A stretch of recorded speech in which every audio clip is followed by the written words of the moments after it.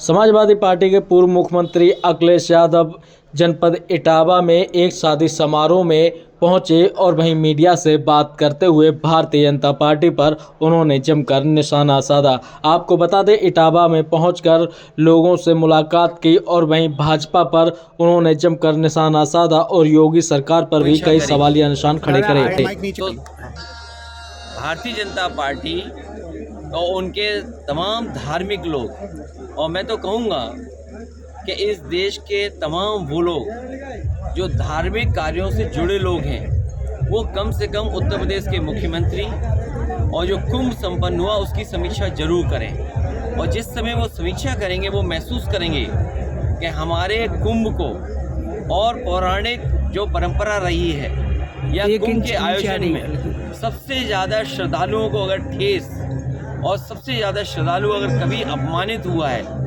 तो वो इनकी सरकार में जो कुंभ का आयोजन हुआ है। कुंभ में जितने भी श्रद्धालु आए उन्हें भरोसा बढ़ा, और तब भरोसा बढ़ा जब मुख्यमंत्री जी ने ये कहा कि कुंभ में हमने 100 करोड़ लोगों की तैयारी की है। और उसके बाद लगातार जिस तरीके से बड़े बड़े वीआईपी लोग आए, देश के प्रधानमंत्री जी ने स्नान किया, राष्ट्रपति जी ने स्नान किया, कोई भी ऐसा नहीं बचा होगा। खासकर भारतीय जनता पार्टी की अलग बात है कि अभी भी भारतीय जनता पार्टी में बहुत सारे लोग बचे हैं जो स्नान करने नहीं पहुंचे हैं, लेकिन बड़े पैमाने पे लोग आए। और जब लोगों ने देखा कि निमंत्रण बड़े बड़े लोगों को जा रहा है, प्रतिष्ठित लोगों को जा रहा है, संपन्न लोगों को जा रहा है, तो लोगों का भरोसा बढ़ा और भरोसे के साथ लोग कुंभ के स्नान के लिए आए। सबसे पहला झूठ जिससे ठेस लगने की बात शुरू होती है, ये कहना कि 144 वर्ष बाद हो रहा है।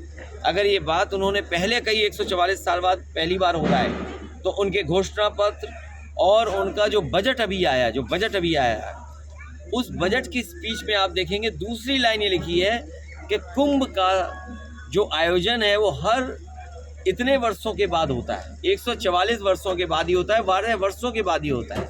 तो ये जो ठेस पहुंचाने का काम, मार्केटिंग करना, अपने आप को चमकाना उसमें, ये किसी ने किया है तो भारतीय जनता पार्टी ने सबसे ज़्यादा धर्म को ठेस पहुंचाई है। और एनजीटी और यूपी पोल्यूशन बोर्ड जैसे डबल इंजन आपस में टकरा रहे हैं, उसी तरह ये दोनों विभाग भी टकरा रहे हैं।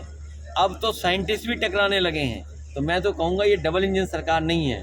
जब से साइंटिस्ट एक दूसरे से टकरा रहे हैं तो ये डबल ब्लंडर वाली सरकार है। सर, महाकुंभ में एक बड़ी बात है सर, जब भगदड़ के बाद जो डेथ हुई है लोगों की, लेकिन उसके बाद मुस्लिम समाज ने कहीं ना कहीं अपनी मस्जिदों को खोल दिया है जो तीर्थयात्री के लिए, लेकिन किसी भी बीजेपी के नेता ने उन्हें धन्यवाद नहीं दिया मुस्लिम समाज को। क्या कहोगे सर? कई पत्रकार साथियों ने वो खबरें चलाई हैं, स्टोरीज की हैं, जहां पर श्रद्धालुओं की मदद मुस्लिम समुदाय के साथ साथ अन्य समुदायों ने बड़े पैमाने पर की।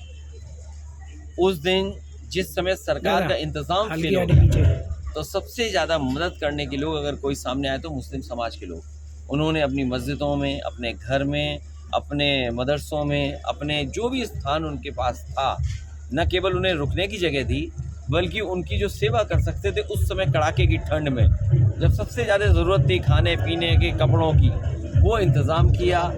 और लोग